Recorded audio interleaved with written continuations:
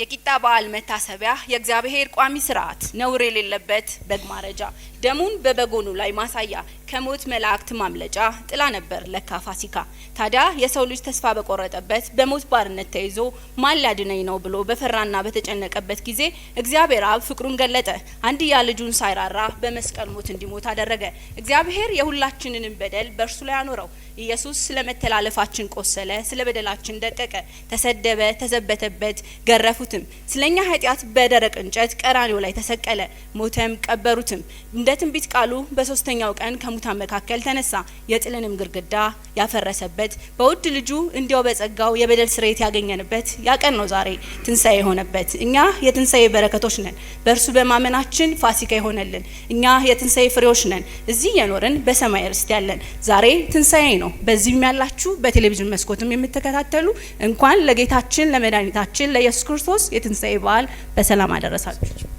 ይህ ከአዲስ አበባ ሳር ቤት ቃለ ሕይወት ቤተክርስቲያን ከሕይወት ቲቪ ጋር በመተባበር የሚቀርብላችሁ ልዩ የበዓል ፕሮግራማችን ነው። በድጋሚ እንኳን አደረሳችሁ። ይህን ፕሮግራም በመምራት እኔ አማኑኤል ንጋቱ፣ እኔም ቤተልሔም ዋለልኝ ነኝ። አብረናችሁ ሆኖ ከዚህ በመቀጠል የቤተ ክርስቲያናችን የሽማግሌዎች ጉባኤ እንዲሁም የኢትዮጵያ ቃለ ሕይወት ቤተክርስቲያን ምክትል ፕሬዝዳንት የሆነው ወንድማችን ዳንኤል ጫሜቦ የእንኳን አደረሳችሁ መልእክት ያስተላልፍልናል።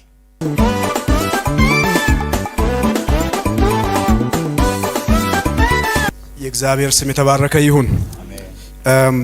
የዚህ በዓል ዋና ሀሳብ የሆነውን አንድ የእግዚአብሔርን ቃል የቃል ክፍል አነብና ጥቂት ነገር ብዬ ጨርሳለሁ። አንደኛ ቆሮንቶስ ምዕራፍ 15 ከቁጥር 20 እስከ 23 እስከ 22 ያለውን ክፍል አነባለሁ። የእግዚአብሔር ቃል እንደዚህ ይነበባል። አሁን ግን ክርስቶስ ላንቀላፉት በኩራት ሆኖ ከሙታን ተነስቷል።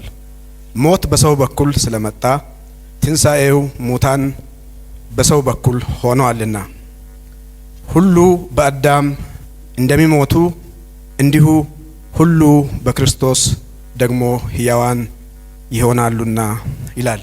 እግዚአብሔር ይመስገን።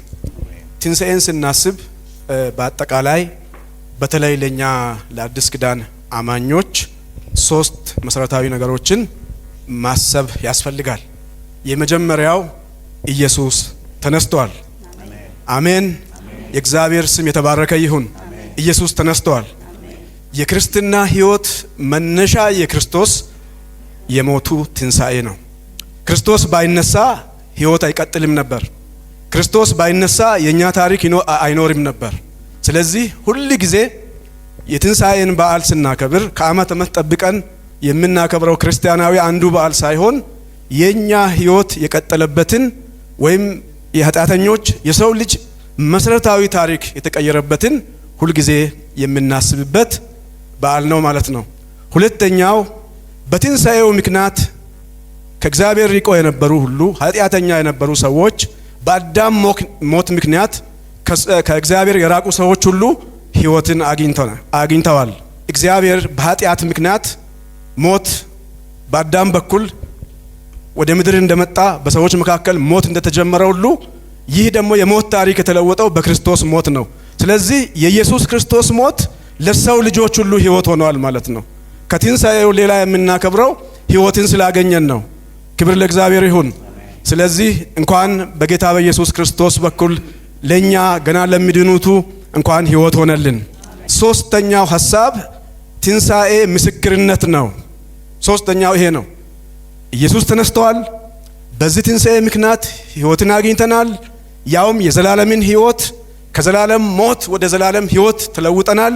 ከዛ በኋላስ በዚህ የተማሞቅን እንድንቀጥል ሳይሆን ለሌሎች ደግሞ መልካም ምስክር እንድንሆን ተጠርተናል። ስለዚህ ትንሣኤ ምስክርነት ነው ማለት ነው። እናውጃለን ማለት ነው። ተሰብስበን ምግብ የምንበላበት ፋሲካን የምናደርግበት ብቻ ሳይሆን ወንጌል ላልሰሙ ሰዎች የምንመሰክርበት በሕይወት ምሳሌ የምንሆንበት ሁል ጊዜ የትንሣኤን ሕይወት የምናበስርበት ጨለማ ውስጥ ላሉ ሰዎች፣ ስርዓት ለሚፈጽሙ ሰዎች ብሉይ ኪዳን ላይ የነበረውን የፋሲካ የቂጣ በዓል መሰረት በማድረግ ዛሬም ትንሣኤን በተለያየ መንገድ የሚያከብሩ ሰዎች አሉ። እንግዲህ እነዚህ ሰዎች ሁሉ ወደ እውነተኛው ብርሃን፣ ወደ ትክክለኛው ትንሣኤ ሞትን ወደ አሸነፈ ወደ ኢየሱስ እንዲመጡ ሁል ጊዜ ልንመሰክር ይገባናል ማለት ነው። የእግዚአብሔር የአምላካችን ስም የተባረከ ይሁን። የተወደዳችሁ የሳር ቤት ቃለ ሕይወት አባላት እንዲሁም ደግሞ የመላው ቃለ ሕይወት ቤተክርስቲያን አባላት በተጨማሪም የወንጌል አማኞች በሙሉ እንኳን ለትንሣኤው በዓል በሰላም አደረሳችሁ ማለት እፈልጋለሁ። አመሰግናለሁ።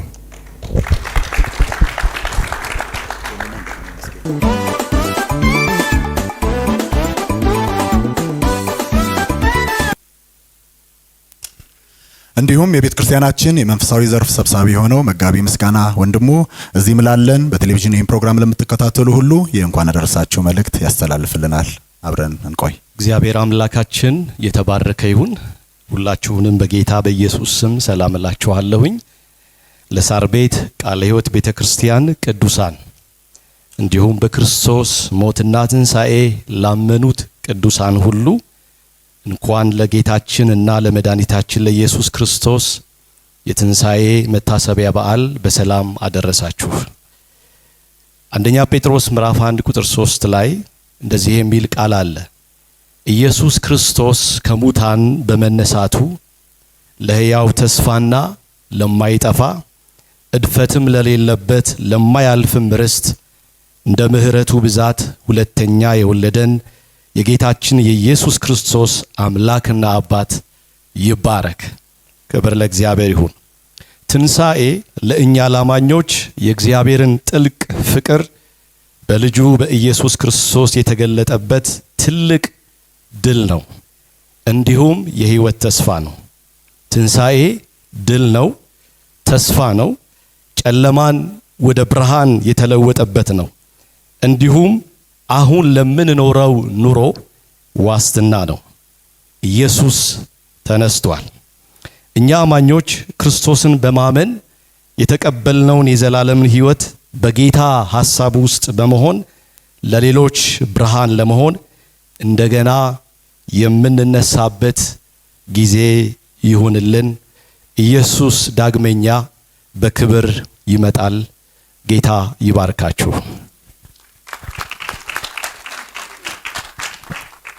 ፕሮግራማችን እንደቀጠለ ነው። ያው የትንሣኤውን ባለቤት ልናከብር ስለሆነ የተሰበሰብነው የትንሣኤውን ባለቤት ደግሞ አብረን ከፍ የምናደርግበት እናንተም የምትባረኩበት በእይታ መስኮት የሚያዩ ደግሞ እንዲሁ ጌታ ኢየሱስን የሚያከብሩበት ጊዜ ይሆነናል። አብራችሁን ቆዩ። ከዚህ በመቀጠል የሚሆነውን ፕሮግራም የቤተ ክርስቲያናችን የአምልኮ መዘምራን ስለ ትንሣኤው አብረን ከኛ ጋር ጌታን የምናመልክበት ጊዜ ይሆናል። እነሱን ወደዚህ እንጋብዛቸዋለን።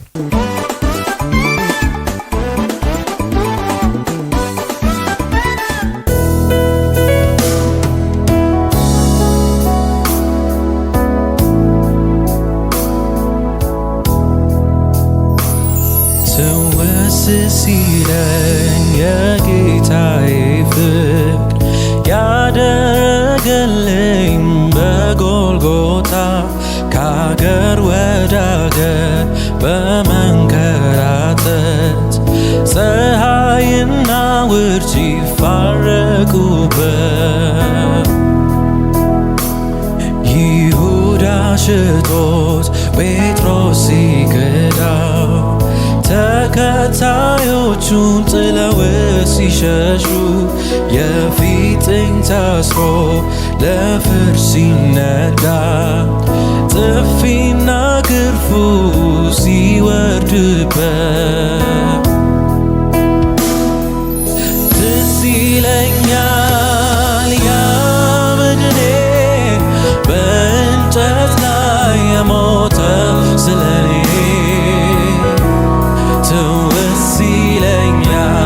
የመስቀል ፍቅሩ ያደረገልኝ ውለታው ትዝ ይለኛል ያ በድኔ በእንጨት ላይ የሞተው ስለኔ ትዝ ይለኛል የመስቀል ፍቅሩ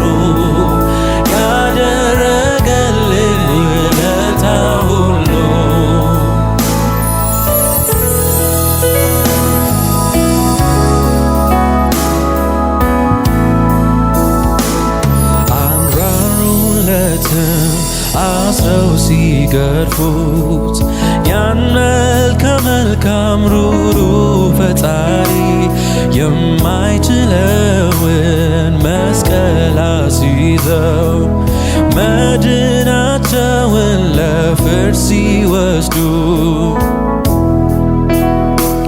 ሲጮህ ሲያነባ አባደነቦ በደም ለባህር ሆኖ ሲያነባ ሲወድቅ ሲነሳ አባባ ሲል ተሰቃየልኝ ነፍሱ እስክትዝል ትዝ ይለኛል ያ በድኔ በእንጨት ላይ የሞተው ስለኔ ትውስ ይለኛል የመስቀል ፍቅሩ ያደረገልኝ ውለታ ሁሉ ትዝ ይለኛል ያ መድኔ በእንጨት ላይ የሞተው ስለኔ ትውስ ይለኛል የመስቀል ፍቅሩ ያደረገልኝ ውለታ ሁሉ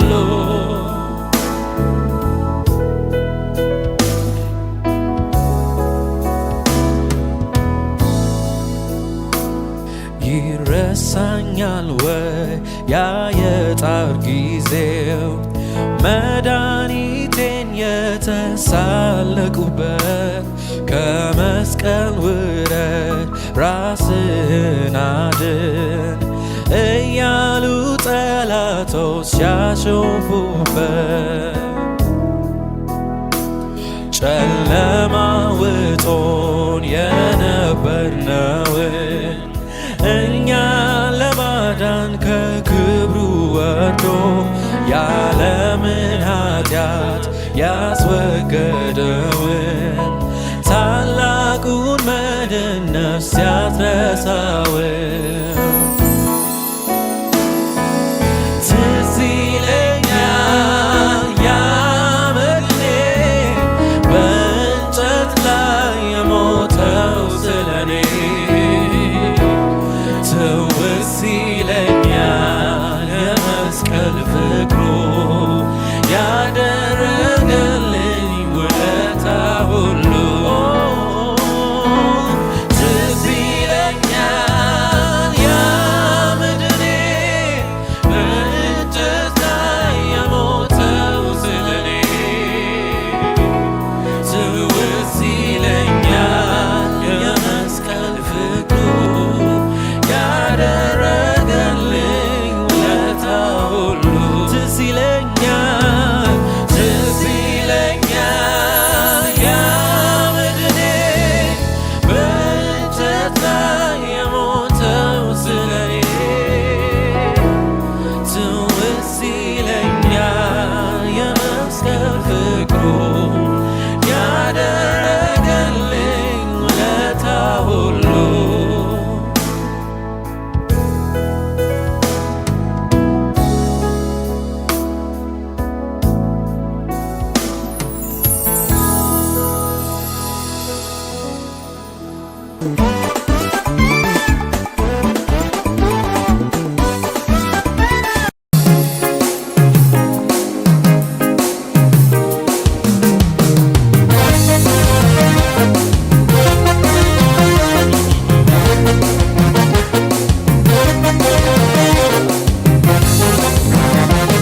ከሰማይ ሰማያት ከዙፋኑ ወርዶ የዕዳውን ጽሕፈት በደሙ አስወግዶ ምስኪን መስሎ መጥቶ አቤሎስን ገታ በጨለማ ላለን አዲስ ፀሐይ ወጣ ገናናው የኛ ኢየሱስ አቻ ይገኝለት እንደ ሞት አልቀረም ከቶ አለ በሰማያት ማን ይቃወመናል ዛሬ በደሙ ዋጅቶናል ትንሣኤውን ልናወራ በገና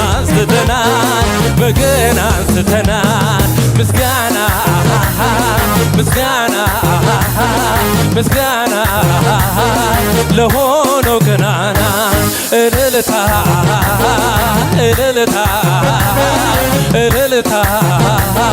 ድል ላረገው ጌታ ሃሌሉያ ከፍ አድርጉት እስቲ ከሙዚቃው ጋር ሃሌሉያ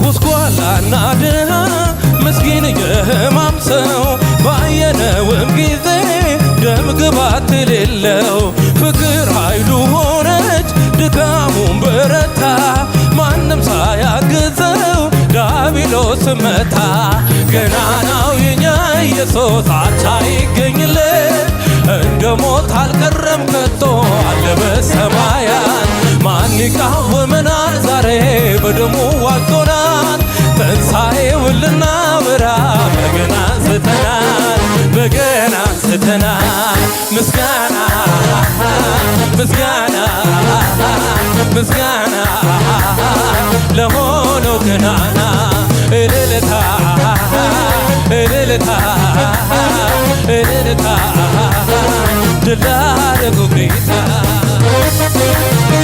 ሃሌሉያ እናመሰግንሃለን ስምህ ይባረክ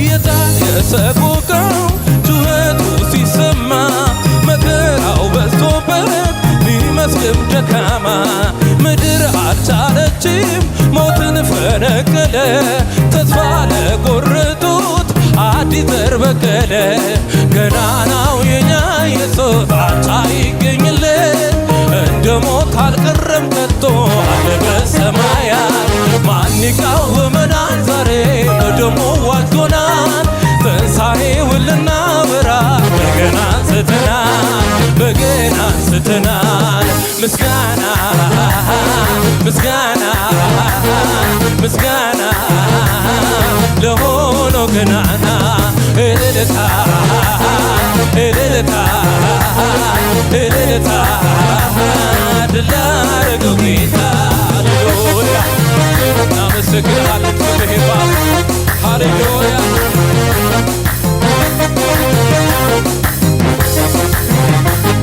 ስሙ ድንቅ መካር የሰላም አለቃ ሞትና እርግማንን ስቃዩም አበቃ ገናና ገናና ገናና ነው እሱ በቦታ በልልታ ስሙን አመስግኖ ገናናው የኛ ኢየሱስ አቻ ይገኝለት እንደ ሞት አልቀረም ከቶ አለ በሰማያት ማን ይቃወመናል ዛሬ በደሙ ዋጅቶናል ትንሣኤውን ልናበራ በገና አንስተናል በገና አንስተናል ምስጋና ምስጋና ምስጋና ለሆነው ገናና እልልታ እልልታ እልልታ ድል ከሰማይ ሰማያት ከሰማይ ሰማያት ከዙፋኑ ወርዶ የዕዳውን ስርፈት በደሙ አስወግዶ ምስኪን መስሎ መጥቶ ዲያብሎስን ገታ በጨለማ ላለው አዲስ ፀሐይ ወጣ ገናናው የኛ ኢየሱስ አቻ ይገኝለት እንደ ሞት አልቀረም ከቶ አለ በሰማያት ማን ይቃወመናል ዛሬ በደሙ ዋጅቶናል ትንሣኤውን ልናበራ በገና አንስተናል በገና አንስተናል ምስጋና ምስጋና ምስጋና ለሆነው ገናና እልልታ እልልታ እልልታ ድል ላረገው ጌታ ያለ እልልታ ጨብጨባ ለጌታ ሃሌሉያ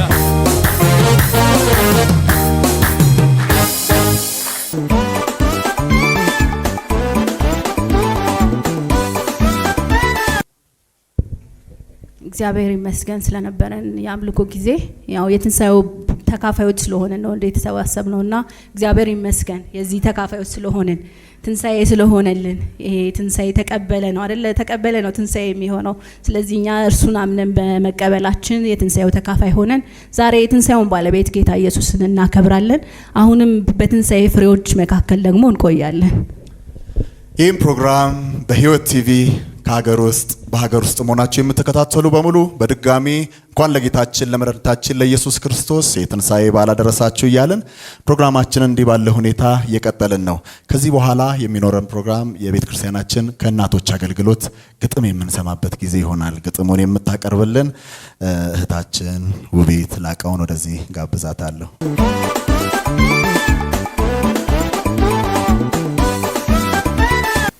የግጥሜ ርዕስ ያ የፍቅር ጌታ። አምላክ እንደ ሰው በምድር ተወለደ፣ በፈጠራት ምድር ላይ ኖር ተሰደደ። ሁሉን ማድረግ ሲችል ስፍራውን ለቀቀ፣ ስለ በደላችን በስቃይ ደቀቀ። በፈጠረው ፍጡር በሐሰት ተከሰሰ፣ ባልፈጸመው ጥፋት እስከ ሞት ደረሰ። እንደሚታረድ በግ ሲጎተት ዝም አለ፣ እንደ በደለኛ በመስቀል ላይ ዋለ። እንደ በደለኛ በመስቀል ላይ ዋለ። አቤት ያ የፍቅር ጌታ፣ የቀራንዮ ባለውለታ፣ እኛን በኃጢአት የተወለድነውን ነፃ ሊያወጣን እርግማን የሆነውን እስቲ እንዘክረው ባለውለታችንን። በደም ዋጋ ገዝቶ በሕይወት ያኖረንን፣ በደም ዋጋ ገዝቶ በሕይወት ያኖረንን። ያ የመስቀል ላይ ጣሩን ኤሎሄ ኤሎሄ ላማ ሰባቅታኒ እያለ አባቱን የተማጸነውን፣ በዛ ጣር ውስጥ ሆኖ ምሕረት የለመነልንን የመድኃኒታችንን አምላክ የናዝሬቱ ኢየሱስን እናንግሰው፣ እናክብረው በሕይወታችን። እንኑርለት፣ እንገዛለት በዘመናችን። እንሁን ምስክር ላልዳኑት ወገኖቻችን። በኑሯችን እንግለጠው የእርሱ መሆናችንን። በሕይወታችን እንምሰለው ጌታ ኢየሱስን። በኑሮ እንተርከው በመልካም ስራችን። ደግሞ እንወድሰው በንግግራችን፣ ደግሞ እንወድሰው በአንደበታችን። እርሱን እናክብረው በሁለመናችን። ስለ በደላችን ውሏል በጎልጎታ። ክብር ይገባዋል የትንሣኤው ጌታ፣ ክብር ይገባዋል የትንሣኤው ጌታ።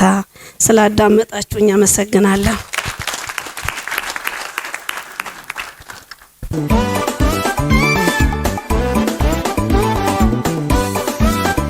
ጌታ ይባርክሽ ማለት እንወዳለን። አሁንም ፕሮግራማችን ይቀጥላል። ከዚህ ፕሮግራም ቀጥሎ ደግሞ የሚኖረን ምንድነው አማንዬ? ከዚህ በኋላ የሚኖረን የእንግዳ ፕሮግራም ነው። የቤተ ክርስቲያናችን ቀደምት እናቶች፣ ቀደምት አባቶች መካከል የተወሰኑትን ስለ ቤተ ክርስቲያናችን፣ ስለ ግል ሕይወታቸው፣ ስለ አገልግሎታቸው፣ ስለ ተለያዩ ጉዳዮች አስተማሪ አዝናኝ ፕሮግራም ይኖረናል። ይህን ፕሮግራም ይዛልን የምትቀርበው እህታችን የአዳም ወርቅ አበራ ነች። እሷንና እንግዶቿን ወደዚህ መሀል ስፍራ እንጋብዛቸዋለን። አሁንም እየተከታተላችሁ የምትገኙትን ከሳር ቤት ቃለ ሕይወት ቤተክርስቲያን በሕይወት ቲቪ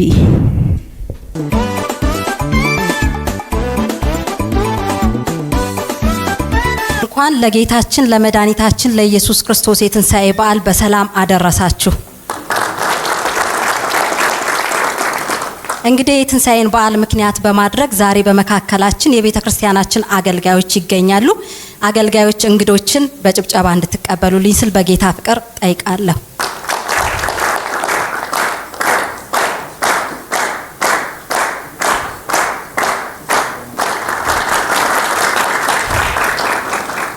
እንኳን ደህና መጣችሁ እንግዶቼ። እንግዲህ ባለን በአጭር ደቂቃዎች ውስጥ አዝናኝና ደስ የሚያሰኝ ቆይታ እንዲሁም አስተማሪ የሆነ ከእንግዶቼ ጋር እናሳልፋለን። በትዕግስት በንቃት ይህን ፕሮግራም እንድትከታተሉ ስል በጌታ ፍቅር ጠይቃለሁ።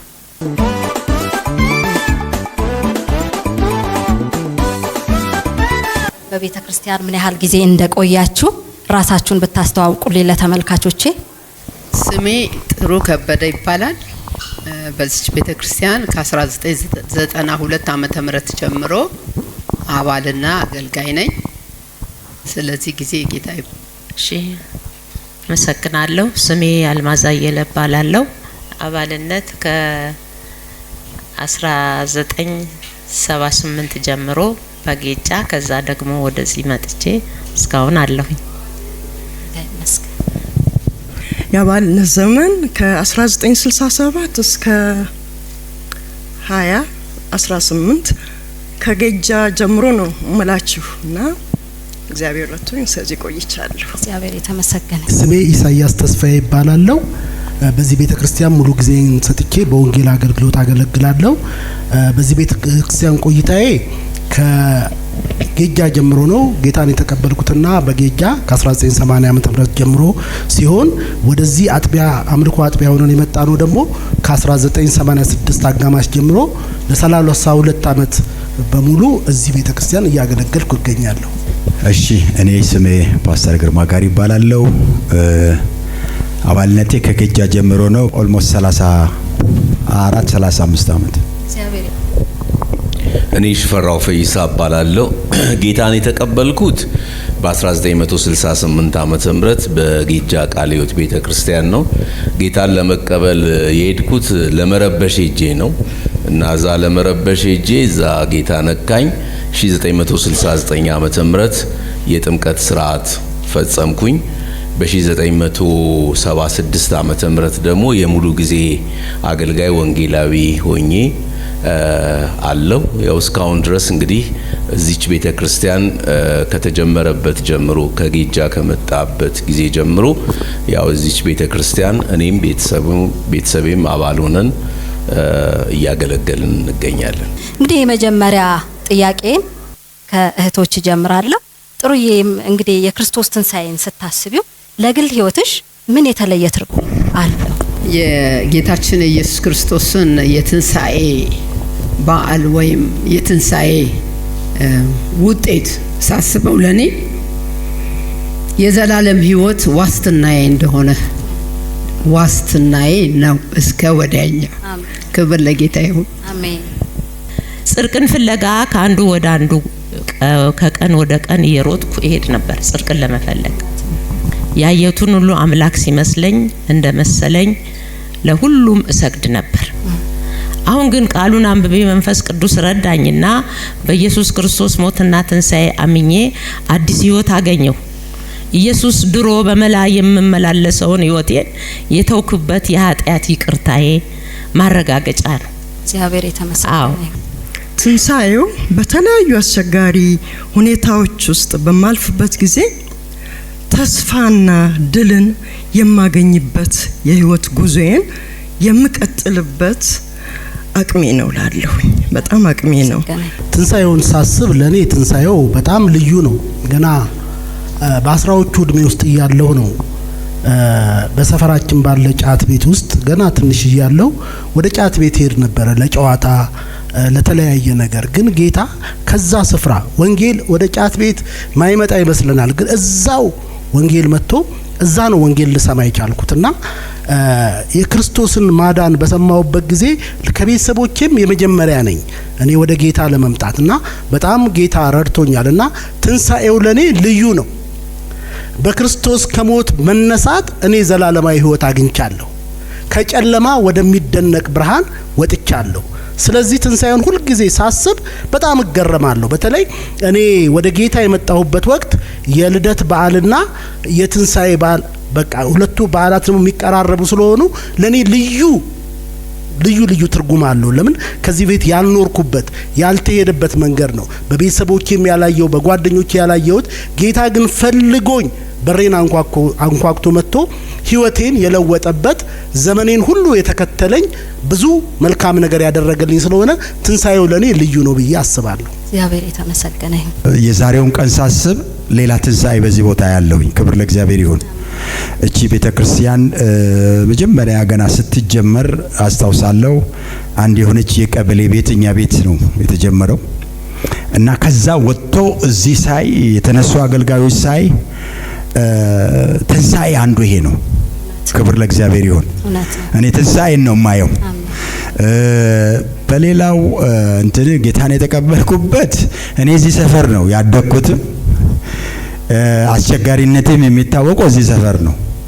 ስለዚህ ከግርማ ጋራ ከምትጋጭ ባቡር ቢገጭ ይሻላል ይባል ነበር እና ኳስ ተጫዋች ነበርኩኝ እዚህ። እንደገና ደግሞ ለክለብም እንደዚህ ጫወት ነበርና እዚህ መዝሙር ሲዘመር ሌላ ትንሣኤ ነበርና ያ ግርማ ማለት ይሄ እግዚአብሔር በትንሣኤው ኃይል ያነሳው ግርማ ነው። አሜን። ክብር ለእግዚአብሔር ይሁን። ጥያቄው ትንሣኤ ላንተ ምን ነው የሚል ነው። ለኔ ትንሣኤ ህይወት ነው። የክርስቶስ ኢየሱስ ሞትና ትንሣኤ ህይወቴን የለወጠበት እኔም ብቻ ሳይሆን በመላው ዓለም የሚገኙ እርሱን ያመኑ ሰዎች ሁሉ የተቀበሉበት የከበሩበት ዘላለማዊ ሕይወት ያገኙበት ስለሆነ ትልቅ ትርጉም ይሰጠኛል። ጌታን እንደ ግል መድኃኒቴ ከመቀበሌ በፊት የሕማማቱ ሳምንት ፓሽን ዊክ የምንለው ከሰኞ እስከ ቅዳሜ ድረስ ያለው ፕሮግራም ለምን እንደሆነ አላቅም ጌታን ከመቀበሌ በፊት በጣም ያስጨንቀኝ ነበረ። ጾም ይደረጋል፣ ስርዓት ብዙ አለ። ትንሽ ለቀቅ የሚለኝ ደስ የሚለኝ ሐሙስ ቀን ነው። ብዙዎች ይህንን ያውቃሉ ብዬ አስባለሁ። ሐሙስ ቀን ጉልባን የሚበላበት ቀን ነው እና ያቺ ቀን የምትዘጋጀው ጉልባን ልክ የሚመስለኝ በአገራችን ባህል መሰረት ሰው ከሞተ በኋላ ከተቀበረ በኋላ ለማስተዛዘን ወደ ቤተሰብ የሚመጡት ሰዎች ንፍሮ እንደሚሰጣቸው ኢየሱስም ሞቶ ለእርሱ ንፍሮ የሚዘጋጅ ነበር የሚመስለኝ። ዓርብ ዕለት በተለይ በጣም ነው የሚጨንቀኝ። ኢየሱስ ሁል ጊዜ በየዓመቱ ዓርብ የሚሰቀል እሁድ በየዓመቱ የሚነሳ ነው የሚመስለኝ። እንግዲህ ይሄ ያልገባን ሚስጥር ስለሆነ ብዙዎች እንደዛም ዛሬ ሊያስቡ እንደሚችሉ አምናለሁ። ኢየሱስ ግን አንዴና ለመጨረሻ ነው የሞተው፣ አንዴና ለመጨረሻ ነው የተነሳው። የምንጠብቀው ደግሞ ትልቅ ተስፋ የክርስቶስ ኢየሱስ ዳግመኛ መምጣት ነው። ይሄ ትንሣኤ እንደሌለን ምናስብ ቢሆን ጳውሎስ በአንደኛ ቆሮንቶስ ምዕራፍ 15 ላይ እንደሚናገር ከሰዎች ሁሉ ይልቅ ምስኪኖች ነን ነው የሚለው። ኢየሱስ እንደሞተና እንደተነሳ ካመንን እኛም ደግሞ ትንሣኤ እንዳለን ስለማስብ የኢየሱስን ትንሣኤ ሳስብ የኔንም ትንሣኤ ነው ማስበው። በዚህ በጣም ደስ ይለኛል። እግዚአብሔር የተመሰገነ ይሁን። እንግዲህ እንደሰማናቸው ምስክርነቶች ከየት ስፍራ የእግዚአብሔር ምሕረት የኢየሱስ ክርስቶስ ፍቅር እንዴት አድርጎ እንደሰበሰበን በቃ ልዩ ነው ፍቅሩ። ምክንያቱም በሁኔታዎች አይደለም የምንመረጠው፣ ባለን ነገር አይደለም የምንመረጠው። እሱ በፍቅሩ ወደ ዘላለም መንግስት አሸጋገረንና እግዚአብሔር የተመሰገነ ይሁን። እንግዲህ ጥያቄዎቼ ይቀጥላሉ። አሁንም ወደ አንተ ነው ፓስተር የምመለሰው። እንደ ቤተ ክርስቲያን አገልጋይ በባህል ከሀገር ውስጥም በሀገር ውስጥም በውጪም ተወጣለህ ታገለግላለህ። ይሄንን አውቃለሁና ከቤተሰብ ተነጥሎ ተለይቶ የማገልገል በበዓል ላይ ማለት ነው አጋጣሚዎች ገጥመው ያውቃሉ? ምክንያቱም ከባድ ነው። አባወራ በሌለበት ቤት በተለይ በበዓል በቀድሞ ዘመን ላይ ድስት ሁላ አይከፈትም፣ መሶብ ሁላ አይከፈትም። በቃ እሱ ሲመጣ ነው የሚሰራው የሚባል ነገር አለና እንዴት ነው ያን ዘመን ያሳለፍነው? ችግር እኔ ቤተሰብ ስላልገጠመኝ እግዚአብሔርን አመሰግናለሁ። እግዚአብሔር የተመሰገነ ይሁን። ያው ሲጀምር ጀምሮ ከማግባቴ በፊት ስለሆነ የሙሉ ጊዜ አገልጋይ የሆንኩት ካገባሁም በኋላ ቅድሚያ የምሰጠው ለጌታና ለጌታ ለሆነው ነገር ብቻ ነው። ቤተሰብ ሁለተኛ ደረጃ ነው የምሰጠው እና ብዙ ጊዜ ክፍለ ሀገርም ከሀገርም ውጪ ወጥቻለሁ። አሁንም እየወጣው ነው እና በተጋባን በአመቱ ለትንሣኤ በዓል ሄድኩት። ዛሬ ቢሾፍቱ ተብላ የምትጠራው ደብረ ዘይት ከተማ ነበረና የእቴ የጥሩ ወርቅ ቤተሰቦች ወይም እሷ ትኖርበት የነበረበት ቦታ እኔ መልእክት እንዳቀርብ እንደገናም ደግሞ የጌጃ ቃለ ሕይወት ቤተክርስቲያን መዘምራን እንዲዘምሩ ተጋብዘን ሄደን ነበር እና ያው ቤት ትቼ ነው የሄድኩት ለማለት ያህል ነውና ጥሩ የደስት ዚልሽ እንደሆነ አላቅም። ዘማሪዎችን በሙሉ የደብረ ዘይት ወይም የቢሾፍቱ ቃለ ሕይወት ቤተክርስቲያን አባላት ናቸው የተቀበሏቸው። ሁላችንም እንደዛሬው ሆቴል አይደለም ፕሮግራም የሚደረገው፣ እንግዶችን ይቀበላሉ። በየቤቱ ነው የሚያሳድሩንና እኔም አንድ ቤተሰብ ጋር ነበር ያረፍኩትና የማረሳው በፍጹም የማረሳው ነገር ተራራ ላይ ነው የወጣ ነው። ተራራ ላይ የወጣ ነው ትንሣኤውን ለማወጅ ነው። ኢየሱስ ተነስቷል ለማለት ነው እና ያንንም ጊዜ ወደ ኋላ መልሼ እንዳስብ ያደርገኛልና ክፍለ ሀገርም ከሀገርም ውጪ በአብዛኛው በበዓል ጊዜ የለውም። በዚህ ጊዜ እኛ ክርስቲያኖች በተለይ እናቶች በቤት ያለን ትዳር ይዘን የምንኖር እናቶች በመጠን መኖር መጽሐፍ ቅዱስ ያስተምረናል። ሁል ጊዜ በበዓልም ሆነ በወትሮ ኑሯችን በመጠን ኖረን እንድናልፍ መጽሐፍ ቅዱስ ያስተምረናል። እንዴት በመጠን ኖረን እግዚአብሔርን አስከብረን ትዳራችንን ጠበቅ አድርገን መያዝ አለብን የሚለውን ምክር ከናንተ ጠብቃለሁ። መልካም። እዚህ ላይ በጣም ቦልድሊ መናገር ይችላል። እውነት ነው። በጣም እንደ አቅም አለመኖር አስፈላጊ ውጥረትን ይሰጣል ብዬ ነው ማምነው። በዛም ደግሞ አልፍ ያለሁ እንደዛ አይደለም። በጣም ፕሮግራም ድነን ባለን ነው የምንኖረው። ከልጆቻችን ጋር ደግሞ እቅድ ነው። ባለቤቴ በእቅድ ያምናል፣ በፕላን ያምናል። ልጆቻችንን ደግሞ በበዓል ጊዜም ሆነ በሌላው እናሳትፋቸዋለን። ኪሳችንን ያውቃሉ፣ ደሞዛችንን ማለት ነው። በጀት እናወጣለሁ። ያው ሌሎቻችሁም እንደምታደርጉ አምናለሁ። በየቤቱ ይህንን የምንነግራቸው ከሆነ የወደፊት ትዳራቸውም በእቅድና በመነጋገር ስለሚሆን ሰላማዊ ነው የሚኖረው ብዬ አስባለሁ። ይህንኑ ደግሞ እያደረጉ ነው ያሉት። በበዓል ጊዜ ሁል ጊዜ መስከረም ላይ፣ ታህሳስ ላይ፣ እንደገና ሚያዝያ ላይ ልጆች 3 ልጆቼን ጌጃ አስተምር ነበር። ልክ በዛ ሰዓት ነው ገንዘብ የሚከፈለው። በዛ ሰዓት ቅድሚያ ለልጆቼ ትምህርት ቤት ነው የምከፍለው። ቅድሚያ ከፍላለሁ።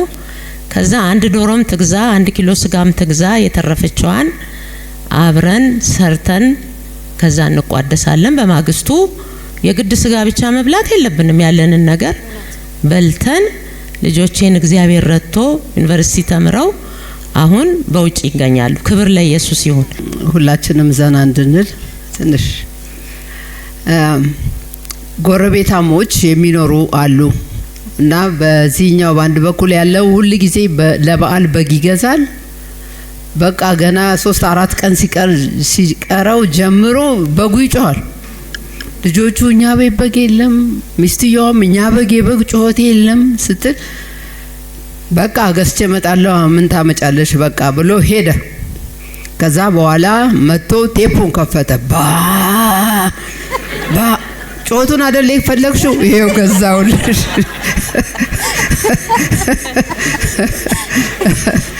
እና ይሄ ምንድነው የሚያመለክተን? እንደ አቅም እግዚአብሔር እኮ እንድንኖር የሰጠን ልክ ያ ትክክል ነው። አንዱ በጊዜው ሀብታም ይሆናል፣ ሌላው ያጣል፣ ደግሞ ያ የሚያገኝበት ጊዜ አለው። ስለዚህ ሁሉ ጊዜ እንደ ክርስቲያን ኑሯችንን ተቀብለን መኖር አለብን። ዋናው ፍቅሩ ጌታ በዚያ ቤት መክበሩ። ስለዚህ ልጆቻችንም አኗኗራችንን ማወቅ አለባቸው። እንደ ጎረቤት እንደዚህ አድርጉ ሲሉ እኛ ደሞዛችን ይሄ ነው፣ ልናደርግ የምንችለው ይሄ ነው፣ ከዚህ በላይ ከሄድን መኖር አንችልም። እንደዚህ አይነት ወላጆች ውስጥ ነው የምትኖሩት። ልጆች ይገባቸዋል፣ ይገርማቸዋል። እኛ አሁን ምንም እንደማያውቁ ስለሚመስለን አእምሮ ይጎዳል። አይጎዳም እንዴ! ማንነቱን መቀበል ለምን ይጎዳዋል? ለነሱ ደስታ ስንል እቁብ፣ ከበዓሉ በኋላ ጭንቅ እቁብ ለመክፈል። ስለዚህ እንደ አቅማችን እንድንኖር መኖርም እንዳለብን ልጆቻችንን ማሳወቅ አለብን። ገንዘብ ከየትም አይመጣም እግዚአብሔር ካልሰጠ። አንሰርቅም እኮ አይደል እንዴ? በቃ እግዚአብሔር በሰጠን ልክ ልጆቻችንም መኖር እንዳለባቸው ማስተማር አለብን። የብዙ ሰዎች ቤት አሁን ከአቅም በላይ የሆነ ችግር ውስጥ እየገባ ያለው ለልጆቻቸው ብለው የሚያደርጉት አላስፈላጊ ኑሮ ነው። አይዘልቅም እኮ አንድ ቦታ ላይ ይቆማል። ልጆቹ ደግሞ ሁሌ የጠየቁት ነገር የሚደረግላቸው ከሆነ ነገ የበለጠ ችግር ቢመጣም በቃ አንተ እኔን አትወደኝም፣ ሁሌ እየሰጠናቸው ነው። የሌላንን ኑሮ እየኖርን ነው፣ እያስመሰልን ነው። እግዚአብሔር ያንን አያስደስተውም። እግዚአብሔር ነው ኑሯችንን ተቀብለን በሰጠን ኑሮ ሽሮ በልተን ደስ ብሎን ከልጆቻችን ጋር ዘምረን ጌታን አመስግነን ማለፍ ይኖርብናል። ጥያቄዎቻችንን እየጨረስን ነው። ከዚህ በኋላ ያሉ ጥያቄዎች እንግዲህ በተሰጠን ማሳሰቢያ መሰረት አጠር እያደረግን ነው ምን መልሰው። እንግዲህ ወደ ቀድሞ ዘመን ለመልሳችሁ ነው። የቀድሞ ዘመን ማለት ከጌጃ ቃለ ሕይወት ጀምሮ እንዲሁም ደግሞ ሳር ቤት ቃለ ሕይወት እስከተመሰረተችበት ጊዜ እንዲሁም አሁን እስካለንበት ሰዓትና ደቂቃ ጀምሮ በትንሳኤ በዓል ላይ የተለመደ ነው። የአዳር ፕሮግራም ከቀድሞም ጀምሮ አሁንም እንዳለው የተለመደ ነውና በዛ ጊዜ ያላችሁ ልዩ ገጠመኝ ትዝታዎች ፕሮግራሙ እንዴት ነበር የሚለውን ነገር ብታጫውቱን። እግዚአብሔርን እናመሰግናለን። ክብር ለእግዚአብሔር ይሁን። በቅድሙ ላይ አንድ ነገር ብቻ ተናግሬ ባልፍ ደስ ይለኛል። ይሄው ምንድነው በዓል ወቅት ላይ እኔ ቅድም እንደነገርኳችሁ ከቤተሰቦቼ ወደ ጌታ በመምጣት የመጀመሪያ ስለነበርኩ ብዙ ያንን ካልቸር ነው ማውቀው። ወደዚህ ስመጣ ግን አዲስ ባህል ነው ያገኘሁት። እኔ አሁን ተለውጧል እንጂ እኛ ድሮ እንግዲህ ጌታን ባመንኩበት ከ30 ምናምን በፊት አብሶ በደርግ ዘመን በነበረው ጊዜ ቤተክርስቲያን ነው የምንውለው፣ ቤተክርስቲያን ነው የምንሄደው። በጣም ነው የምናፍቀው። ምናልባት አሁን ኮንፈረንስ በስቶ ይሆናል። ያኔ ግን በበዓላት ጊዜ የተለየ ጊዜ ኮንፈረንስ ስለሚዘጋጅ በጣም ናፍቀን ሄደን እግዚአብሔር ቤት ነው የምናሳልፈው። አሁን ግን ሰው በበዓል ዘግቶ ቤቱ ነው ሲውል ማየው እና በጣም ይሄ ነገር መቀየር አለበት። በአንድ ወቅት ላይ ግን ትዝ ይለኛል እኔም ገና ወጣት ሆኜ ከመሪዎች ጋር በመሪነት ሳገለግል ተከሰን እዚህ ታች ያለው የወረዳው ጽፈት ቤት ሄደን ነበረ። ወደ 80 ሰዎች ተማምለው እነዚህ ጸጉረ ልውጦች እዚህ ምን ይሰራሉ ብለው የኢየሱስ ክርስቶስ ፊልም ሲታይ ቀደው ሻራውን ቀደው እንዲቋረጥ ሊያደርጉ የነበረበት ጊዜ ነበር እና ያ ሁሉ ግን ዘመን አሳልፎ ብዙዎችን እኛ በፕሮጀክቶቻችን እንድረዳ እንድናስተምር ልጆቻቸውን አድርጓልና የበዓል ትውሳዎቻችን ያ የመከራ ጊዜ አልፏል። አሁን እግዚአብሔር በጣም መልካም ያዳር ፕሮግራሞች እየሰጠን ነው። እግዚአብሔር ይመስገን። እኔ እንግዲህ ትዝ የሚለኝ በጌጃ ቃለ ሕይወት ቤተክርስቲያን የትንሳኤን በዓል ስናከብር ያዳር ፕሮግራም አልነበረም። እኛ በነበርንበት ጊዜ በኋላ ነው የተጀመረው። የማረሳው ትልቅ ትዝታ ግን አሁን በጌታ አቀፍ ያለው ወንድማችን ወንጌላዊ ሽመልስ ወዳጆ ስልክ ላላቸው ሰዎች ከሌሊቱ 6 ሰዓት ወይም 7 ሰዓት አካባቢ ይደውልና ኢየሱስ ተነስቷል እያለ ያውጃል እና የነበሩ ሰዎች ያንን ያስታውሳሉ። እሱ ያንን የሚረሳ ከሆነ ሽመልስ ምን ሆኖ ነው ዛሬ ምን አጋጥሞት ነው የክርስቶስን ትንሣኤ ለምን ደውሎ አላወጀልንም ብለው ነው የሚናገሩት። እንግዲህ ባህልና በዓል ሁለቱ የተለያዩ ነገሮች ቢሆኑም አንዳንድ ጊዜ ደግሞ ግጥምጥሞሽ እንዳላቸው አስባለሁ። ስልክ ለሌላቸው ሰዎች እሁድ ማለዳ ላይ ትንሣኤው ይታወጃል። ስልክ ላላቸው ሰዎች ደግሞ ሌሊት እሱ ተነስቶ በቃ ለሁሉም ሰው ይደውላል። ከዛ በኋላ እሁድ ጠዋት እንሰበሰባለን። የቤተ ክርስቲያኒቱ አባቶችና እናቶች የቤተሰብ መዘምራን ነው የሚባለው እና ወጥተው በሶስቱም ፈረቃ መጀመሪያ 1 ነበር፣ ቀጥሎ 2፣ ቀጥሎ 3 ፈረቃ ነበርና አንድ ሁላችንም የምናስታውሰው መዝሙር ይዘመራል። በትንሣኤው ዕለት መለከት በሚነፋበት ጊዜ እልልታ ሃሌሉያ ይሆናል። እልልታ ሃሌሉያ እልልታ አሜን ይሆናል። በጣም ድንቅ መዝሙር አለ የሚዘምሩትና ሁላችንም ተነስተን የጌታን ትንሣኤ አብረን እናውጃለን። ያ ነው ለኛ ትልቅ ትዝታ። እንግዲህ ከጊዜ ሂደት በኋላ የአምልኮ ነጻነት ሲጀመር የአዳር ፕሮግራም የተጀመረው ከዛ በኋላ ነው እና ብዙ ጊዜ እጄንም አገልግያለሁ። ሌሊቱን ሙሉ ሰው አይተኛም። እግዚአብሔር ይመስገን። እንግዲህ በመጨረሻም ለታዳሚዎቻችን እንዲሁም በቲቪ መስኮት ለሚመለከቱ ይህን ፕሮግራም ለሚከታተሉ የእንኳን አደረሳችሁ መልእክት አስተላልፋችሁ ይህን ፕሮግራም በዚህ እንጨርሳለን ማለት ነው። እግዚአብሔር ቃል ሲናገር እርሱንና የትንሣኤውን ኃይል እንዳውቅ በመከራውም እንድካፈል በሞቱም እንድመስለው እመኛለሁ ይላል።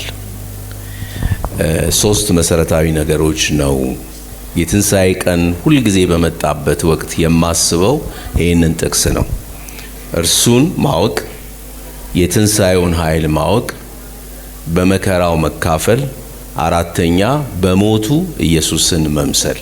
እነዚህ በጣም ወሳኝና አስፈላጊ ነገሮች እንደሆኑ እንወቅ። የምትሰሙኝ ሰዎች በሙሉ እነዚህ ነገሮች እንድታስቡ እንድታሰላስሉ እፈልጋለሁ።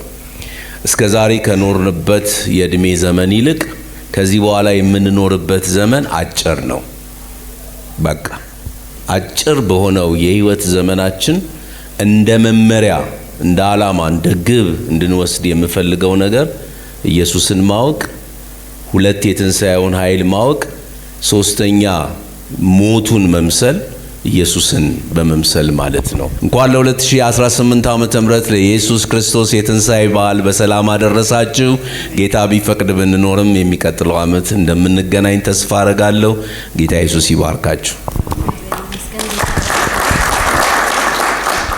እንግዲህ ፕሮግራማችን ይህንን ይመስላል። በዚህ ላይ ጨርሰናል የጭውውት ፕሮግራማችንን። አሁን ለፕሮግራም መሪዎች ስፍራውን ለቃለሁ። ተባረኩ።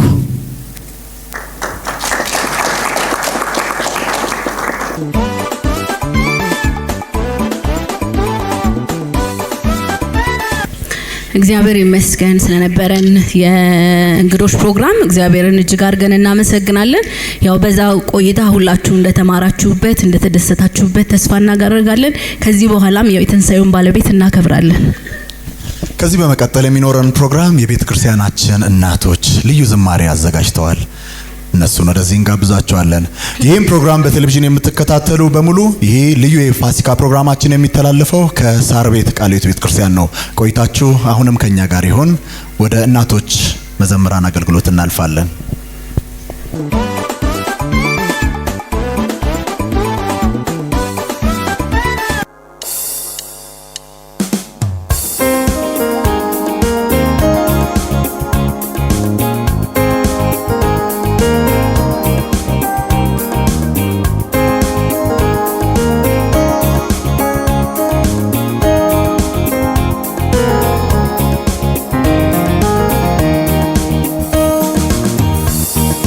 Yet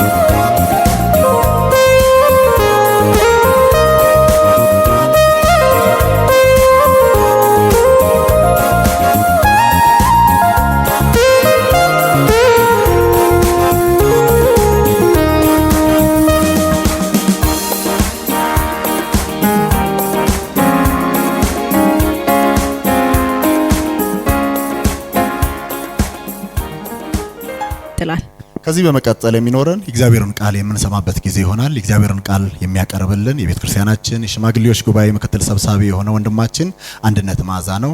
ወደዚህ እንጋብዘዋለን። በድጋሚ ለማስታወስ ያለነው በሳር ቤት ቃለ ሕይወት ቤተክርስቲያን ከህይወት ቲቪ ጋር በመተባበር ልዩ የበዓል ዝግጅት እያቀረበ ነው። ተመልካቾቻችን አሁንም ከኛ ጋር ሁኑ። ሁላችሁንም እዚህ ያላችሁ እንደገና በቴሌቪዥን መስኮት ለምትከታተሉ ሁሉ እንኳን ለጌታችንና ለመድኃኒታችን ለኢየሱስ ክርስቶስ የ2018 ዓመተ ምህረት የትንሣኤ መታሰቢያ በዓል በሰላም አደረሳችሁ ላለው ክብር ለእግዚአብሔር ይሁን። ከኔ ጋር አጠር ብለን ፈጠን ባለ መልኩ የእግዚአብሔርን ቃል የምንካፈልበት ጊዜ ይሆናል። የማነብላችሁ ክፍል አንደኛ ቆሮንቶስ ምዕራፍ 15 ከቁጥር 51 ጀምሮ እስከ 58 ያለውን አንብበን ከዛ ውስጥ እግዚአብሔር የሚያስተምረንን እንካፈላለን። አንደኛ ቆሮንቶስ ምዕራፍ 15 ከቁጥር 51 እስከ 58 እንዲህ ይላል። እነሆ አንድ ምስጢር እነግራችኋለሁ፣ ሁላችን አናንቀላፋም፣ ነገር ግን የኋለኛው መለከት ሲነፋ ሁላችን በድንገት በቅጽበተ ዓይን እንለወጣለን። መለከት ይነፋልና ሙታንም የማይበሰብሱ ሆነው ይነሳሉ፣ እኛም እንለወጣለን። ይህ የሚበሰብሰው ሰው የማይበሰብሰውን ሊለብስ፣ ይህም የሚሞተው የማይሞተውን ሊለብስ ይገባዋልና። ዳሩ ግን ይህ የሚበሰብሰው የማይበሰብሰውን ስለብስ፣ ይህ የሚሞተው የማይሞተውን ስለብስ፣ በዚያን ጊዜ ሞት ድል በመነሳት ተዋጠ ተብሎ የተጻፈው ቃል ይፈጸማል። ሞት ሆይ መውጊያ የታለ? ሲኦል ሆይ ድል መንሳት የታለ? የሞት መውጊያ ኃጢአት ነው፣ የኃጢአትም ኃይል ሕግ ነው። ነገር ግን በጌታችን በኢየሱስ ክርስቶስ በኩል ድል መንሳትን ለሚሰጠን ለእግዚአብሔር ምስጋና ይሁን። ይሄንን ቁጥር ደግማለሁ። ቁጥር 57 ነገር ግን በጌታችን በኢየሱስ ክርስቶስ በኩል ድል መንሳትን በሚሰጠን ለእግዚአብሔር ምስጋና ይሁን። ስለዚህ የተወደዳችሁ ወንድሞች ሆይ ድካማችሁ በጌታ ከንቱ እንዳይሆን አውቃችኋልና የምትደላደሉ የማትነቃነቁም የጌታም ሥራ ሁል ጊዜ የሚበዛላችሁ ሁኑ። እንግዲህ ዛሬ የምንወያየው ከሞት ስለመነሳት ነው። ከሞት ስለመነሳት ነው። ከሞት ስለመነሳት ማውራት በእርግጥም በጣም የሚያስደስት የሚያስደንቅ ዜና ነው። ታላቅም የምስራች ነው። ዛሬ አንድ ሰው ከሞት ተነሳ ቢባል ዓለም ሁሉ ሊዘግብ እዚህ ይመጣል። ሁሉም ሰው ትኩረቱን ወደዚህ ያደርጋል፣ ይወራል። ምክንያቱ ለምንድን ነው ቢባል የሰው ልጅ ከምንም በላይ የሚፈራው ምንድን ነው? ሞትን ነው። ለሰው ልጅ ደግሞ የመጨረሻና ማብቂያው መደምደሚያው ምንድን ነው? ሞት ነው። እስከ ወዳኛው ለዘላለም ተሰናበተ ይባላል። ሰዎችን ስንመለከት ሌሎችን ነገር ሁሉ ማለትም በሽታን፣ ችግርን፣ አለማወቅን፣ ኢኮኖሚን እና ሌሎችን በተለይ በዚህ ዘመን ከእውቀት ጋር ተያይዞ ከቴክኖሎጂ ጋር ብዙ ነገር ለመፍታት ሞክሯል። በየብስ ላይ በባህር ላይ የሚሄድ አሁን ቴክኖሎጂ ያመጣውን ብዙ ነገር እናውቃለን ብዬ አስባለሁ። ሁሉንም ነገር ለማሸነፍ የሰው ልጆች ጥረት አድርገዋል። ግን የሰው ልጆችን እስከ ዛሬ ድረስ አንድ ነገር አሸንፏል። ሊያሸንፉት ሰዎች አልቻሉም። ያ ምንድነው? ሞት ነው። ስለዚህ አንድ ሰው ከሞት ተነሳ ከተባለ አስደናቂ ዜና ነው። ትኩረት ወደዚህ ይመጣል። ደግሞ በተለይ በዚህ ዘመን ላለን ለኛ አማኞች በክርስትና ሕይወት ውስጥ ላለን ሰዎች በቤተ ክርስቲያናችን አንድ ታምር ሆኖ አንድ ሰው ከሞት ብነሳ እዚህ ያለን ሳር ቤት አማኞች ነን እና በሳር ቤት ውስጥ አንድ ሰው ከሞት ተነሳ ቢባል እርግጠኛ ነን በሳምንቱ ይሄ ቦታ አይበቃም። ምናልባት አንዳንዶች እንዳደረጉት ኢንተርናሽናል ቤተ ክርስቲያን ብለን ልንሰይም እንችላለን። ሳር ቤት ቃለ ሕይወት የሚለው ላይ አንድ ቃል እንጨምራለን። ሳር ቤት ኢንተርናሽናል ቃለ ሕይወት ልንል እንችላለን። የኢየሱስ ክርስቶስ ከሞት መነሳት የክርስትናችን ማዕከላዊ ነገር ነው። ይሁን እንጂ ኢየሱስ ከሞት ስለተነሳ ብቻ የሚያስገርምና የሚያስደንቀን ነገር አይመስለኝም። ኢየሱስ ከሞት ተነስቷል፣ በቃ ከሞት ስለተነሳ ብቻ ተደንቀን ዋው የምንለው ነገር ነው ብዬ አላስብም። ምክንያቱም በመጽሐፍ ቅዱስ ውስጥ ስትመለከቱ በብሉይ ኪዳንም ሆነ በአዲስ ኪዳን ላይ በሚገርም ሁኔታ 8 እና ከዛ በላይ ሰዎች ከሞት ተነስተዋል። ኢየሱስም ተነስቷል። አዎ ሌሎችም ምን ሆነዋል? ከሞት ተነስተዋል። ለምሳሌ በአንደኛ ነገሥት 17 ከ17 እስከ 24 ላይ ኤልያስ አንዲት የሰራብታ ባልቴት ልጅን ምን አድርጓል? ከሞት አስነስቷል። በቃ በልጁ ላይ ተኝቶ 3 ጊዜ ብድግ ብሎ እስትንፋሽ አደረገ። ልጁም ተነሳ። ከምን ተነሳ? ከሞት ተነሳ። የሱ ተተኪ የሆነው አገልጋይ ኤልሳዕ ደግሞ በሁለተኛ ነገሥት 4 ከ20 እስከ 37 የሱናማዊቷን ልጅ ከሞት ሲያስነሳ ትመለከታላችሁ። ውለታ ውላ የእግዚአብሔር ሰው ቤቱን ብላ ቦታ ሰጥታ ምግብ አዘጋጅታ ላለችው ለዚች ሴት ምን ላድርግ ብሎ ሲል ምን አለ ባሪያው? አይ ለዚች ልጅ የላትም ለዚች ሴት ልጅ ብንሰጥ ብኖራት ብሎ ጸልዮ ልጅን ተቀበለ። ግን ትንሽ ቆይ ልጁ ምን ሆነ? ሞተ። ከዛ ታሪኩ ታውቃላችሁና በመጨረሻ ምን አደረክብኝ ብላ ስል ተመልሶ ጊያዝን ልኮ ጊያዝ ማስነሳት ስላልቻለ ራሱ ሄዶ ምን አደረገ? ያንን ልጅ ከሞት አስነሳው። ይህ ኤልሳዕ በሁለተኛ ነገሥት 13 ከ20 እስከ 1 ላይ መጨረሻ ላይ ሲሞት ቀበሩት ይላል።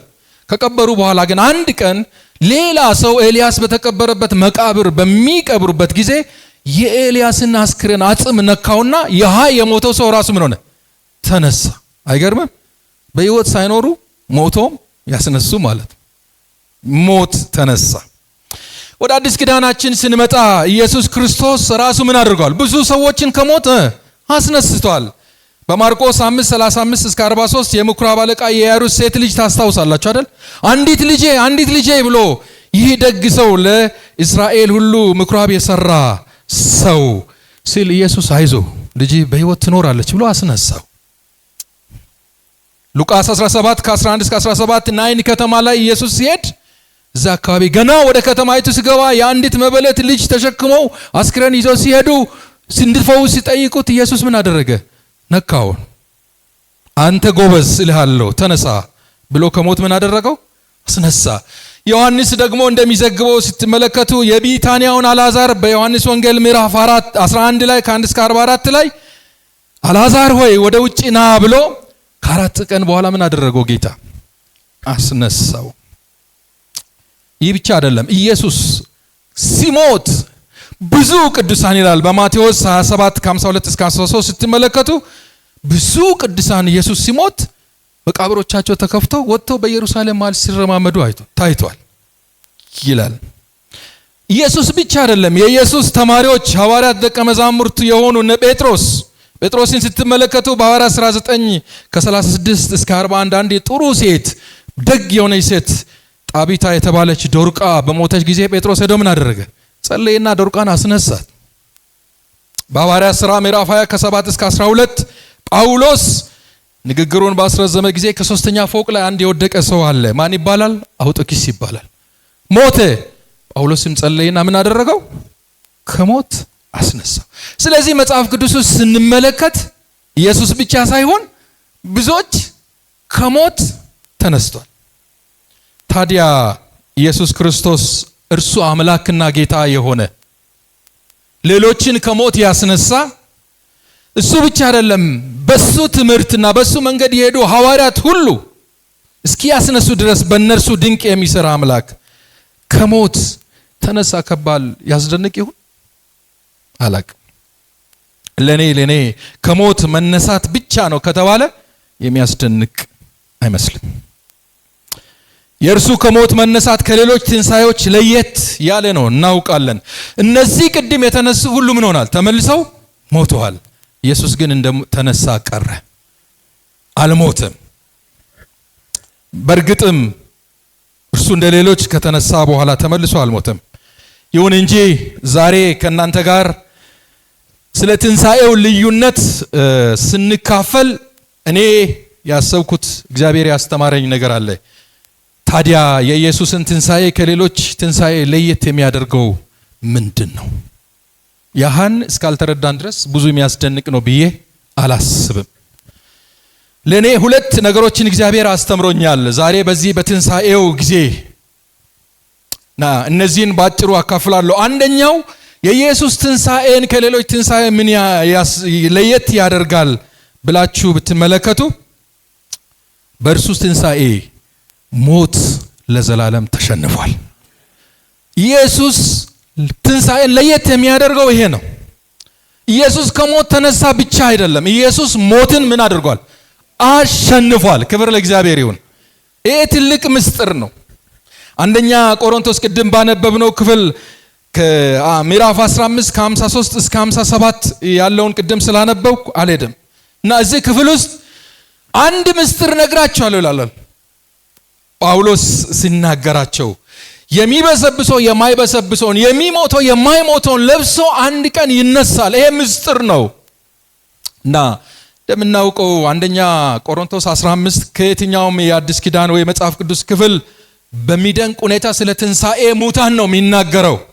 እና አንደኛ ቆሮንቶስን ታውቃላችሁ አይደል? እቺ ችግር የሞላባት ቤተክርስቲያን፣ ጥያቄ የሞላባት ቤተክርስቲያን ናት እና ስለ መከፋፈል፣ ስለ ቅድስና፣ ስለ ጣዖት አምልኮ፣ ስለ ጋብቻ፣ ስለ ጸጋ ስጦታ እና ብዙ ጥያቄዎችን እያስነሳች ብዙ ችግር ውስጥ ያለች ቤተክርስቲያን ናት። በዚች ቤተክርስቲያን ውስጥ አንድ ችግር አለ። የትንሣኤ ሙታን ጉዳይ ጥያቄ ሆነባቸዋል። ትንሣኤ ሙታን ይነሳል አይነሳም የሚለው ጥያቄ ነበረ። ስለዚህ ነው በምዕራፍ 15 ላይ ጳውሎስ በደንብ አብራርቶ የሚናገረው እና ሲያብራራ በጣም ደስ ይላልና ባነበው ደስ ይለኛል።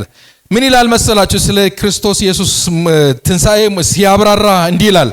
የኢየሱስ ትንሣኤ እውነት ነው። እርሱ ከሞት ተነስቷል። ተነስቶ ለብዙዎች ታይቷል።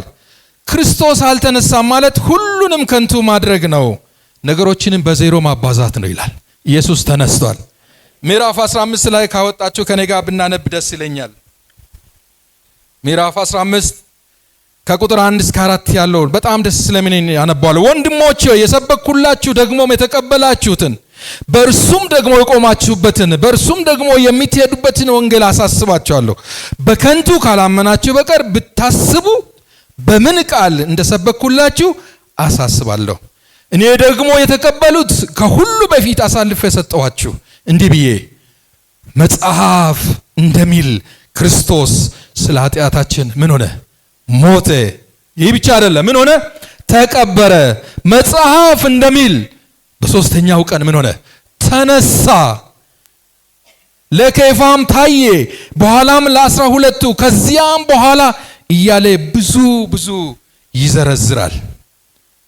ቁጥር 12 ላይ እንዲህ ይላል፣ ክርስቶስ ከሙታን እንደተነሳ የሚሰብክ ከሆነ ግን አንዳንዶች ከናንተ ትንሣኤ ሙታን የለም እንዴት ይላሉ የሚል ሐሳብ ይናገራል።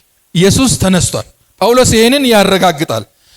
እና በጣም የሚገርማችሁ የመጀመሪያው ቅድም ባነበብኩት ክፍል ላይ ቁጥር 54 ላይ ልመልሳችሁ ወደዛው ምዕራፍ 15 ላይ ይሄ የኢየሱስ ክርስቶስን ከሞት መነሳት ለየት የሚያደርገው ሞትና የሞት ኃይል በኢየሱስ ክርስቶስ ትንሣኤ ለዘላለም ተሸንፏል። ይሄን ካልተረዳን ሌሎች እንደተነሱ ተነሱ ማለት ነው። በእርግጥ እናውቃለን ከሌሎች ሃይማኖቶች ጋር ስናነጻጽር ተነስቷል የሚል የሃይማኖት መሪ የለም። ኢየሱስ ብቻውን ተነስቷል። የትንሣኤ እምነት ነው ያለን። ግን ስነሳ አንድ ትልቅ ነገር አይደለም አድርጓል። ያም ያደረገው ምን መሰላችሁ? ኢየሱስ ለራሱ ብቻ አይደለም የተነሳው፣ ኢየሱስ ሞትን አሸንፎ ነው የተነሳው። ቁጥር 54 እንዲህ ይላል፣ ሞት ድል በመነሳት ተዋጠ ተብሎ የተጻፈው ቃል ይፈጸማል። አይገርማችሁ? ሞት ተሸነፈ።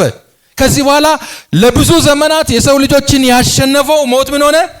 ተሸነፈ። ማን ሲነሳ? ኢየሱስ ሲነሳ። ጳውሎስ ይሄን ያረጋግጣል። ይሄ እንደ ክርስቲያን ጌታን እንደሚያውቅ ሰው ይሄን ካልተረዳን በጣም በከንቱ እንቆያለን። ክርስቶስ ሲነሳ ሞት ለዘላለም ተሸነፈ። 55 እና 56 ቁጥር ላይ እንዲህ ይላል፣ ሞት ሆይ መውጊያ የት አለ? ሲኦል ሆይ ድል መንሳት የት አለ? የሞት መውጊያ ኃጢአት ነው፣ የኃጢአትም ኃይል ምንድነው? ሕግ ነው ይላል። ሞት ሆይ ሲኦል ሆይ መውጊያ የምታስፈራራበት። ይሄ መውጊያ የሚለውን አንዳንድ ማብራሪያ ሲመለከት ንብ ስትነድፍ አይታችሁ እንደሆነ፣ እባብ ስትነድፍ አይታችሁ እንደሆነ እየወጋ መርዙን የሚረጭበት ሰዎች የሚገልበት ያህንን ነው የሚያሳየው። ስለዚህ ሞት ከአዳም ልጅ ከዘፍጥረት ምዕራፍ 3 ላይ ታውቃላችሁ አይደል? ታሪካዊ አመጣጥ ሞት ከየት እንደመጣ እናውቃለን። ዘፍጥረት 3 ላይ ብዙ አላብራራም። ከዚያ ጊዜ ጀምሮ ሁሉም ሰው ሞትን ይፈራል። ዛሬ ሞት ከዛ ነው የመጣው። ግን ጳውሎስ እንዲህ ይላል፣ ሞት ሆይ መውጊያ የት አለ? ሲኦል ሆይ፣ ይሄ መቃብር ጥልቅ ጨለማ እንደማለት ነው። ከሞት ጋር የተያዘ ድል መንሳት የት አለ? መውጊያ ኃጢአት ነው። ምን መሰላችሁ? ይሄ ማለት ሞት ኃጢአትን በመስራት ምክንያት የመጣ ነው። ለኃጢአት ደግሞ ዋነኛው ጠቋሚ ምንድነው? ህግ ነው። ህግ ሲኖር ኃጢአት ሰርተሃል ብሎ ይከሳል። ኃጢአት ሲኖር ደግሞ ሞት አለ። አዳምና ሔዋን ኃጢአት ስለሰሩ ሞቱ። ክርስቶስ ግን ሲነሳ ያንን ሰው ልጅን የሚያስፈራራውን ለዘላለም ሰው ልጅ ለብዙ ዘመናት ያሸነፈውን ኢየሱስ ሞትን አሸነፈ። ይህ ነው የኢየሱስ ክርስቶስን ሞት ለየት የሚያደርገው። በዘፍጥረት ምዕራፍ 3 ላይ ታውቃላችሁ ስጋዊና መንፈሳዊ ሞት እንዳለ እንደ ክርስቲያኖች እኛ እናውቃለን። እና ይሄን ክፍል ሳነብ በዚህ ጊዜ ያሉ ሁለት ነገሮች ወደ አይምሮ መጡ። ስለ ኢራንና የአሜሪካ እስራኤል ጦርነት ታስታውሳላችሁ። እና ኢራንና አሜሪካና እስራኤል በጥምረት በሚዋጉበት ውጊያ ላይ ሁሉ ጊዜ አይታችሁ ከሆነ አሜሪካና እስራኤላውያን ዝም ብሎ ሰዎችን አይደለም የሚያደርጉት የሚያፈርሱት በመሳሪያቸው ስትመለከቱ ብዙ ጊዜ ዋና የሚሳኤል መሳሪያ የሚተኩሱበትን ምንጭ ነው የሚመቱት። ወታደራዊ ማዘዣቸውን፣ መርከባቸውን፣ ዋና ታንካቸውን፣ ዋና መሰረት የሆነውን ነው የሚመቱት። ለምን ቢባል አቅም እንዳይኖር፣ ኃይል እንዳይኖራቸው፣ ከዛ በኋላ ሌላውን ማጥቃት ስለሚቻል ምንጩን ነው እየመቱ የሄዱት። አይገርምም? ኢየሱስ ክርስቶስ ሲነሳ ዝም ብሎ አይደለም የተነሳው። ሰዎችን ሁሉ ጊዜ የሚገለውን የሚያስፈራራውን ያንን ምንጩን ኢየሱስ ክርስቶስ መታው። ክብር ለእግዚአብሔር ይሁን። አይገርምም? በቃ ሞት ተሸነፈ። አሁን እኛ በሞት ላይ ደረት ነፍተን ልንሄድ ኢየሱስ ምን ሰጠን? ኃይል ሰጠን። ምናልባት ዛሬ ዝም ያለን ካለን አላውቅም፣ በቴሌቪዥን መስኮትም የምትመለከቱ ካላችሁ ዛሬ በሞት ፍርሃት ውስጥ ያላችሁ፣ ኃጢአት የሚያስፈራችሁ፣ የዘላለም ጉዳይ የሚያስፈራችሁ፣ የሞት ፍርሃት ያላችሁ ዛሬ መልእክታችን አንድ ነው። ኢየሱስ ሞትን አሸንፎ ተነስቷል። እሱ ሲኦልን አሸንፎ ተነስቷል። እሱ የሞትና የሲኦል ቁልፍ አለ። በመጨረሻ በባህር ውስጥ ሞትና ሲኦል ይጣላሉ። እርሱን በማመን የዘላለም ሕይወት እንዳለ ልናበስራችሁ እንወዳለን። ኢየሱስ ያሸንፋል። በቤቱ የቆየን የምናመልክ ወገኖች አምላካችንን ጌታችንን በሚገባ አውቀን ልናመልክ ይገባል። ኢየሱስ ጌታ ነው። ኢየሱስ ጌታ ነው ስንል በበሽታ ላይ ጌታ ነው፣ በችግር ላይ ጌታ ነው፣ በኃጢአት ላይ ጌታ ነው፣ በሁኔታዎች ሁሉ ላይ ጌታ ነው። እግዚአብሔር ሆይ እናከብራለን። ምስጋናን፣ ክብርን፣ እልልታን፣ ጭብጨባን፣ ሞገስን ለተነሳው ከዘላለም እስከ ዘላለም ለሚኖረው እኛንም የትንሣኤ ሰዎች ላደረገን ለእርሱ ክብርና ምስጋና ሁሉ ከዘላለም እስከ ዘላለም ይሁን። አሜን። እግዚአብሔር ይባርካችሁ።